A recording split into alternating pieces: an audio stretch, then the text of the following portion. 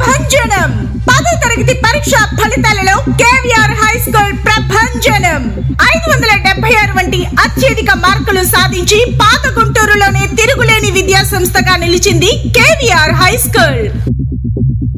576 560 543 542 542 533 529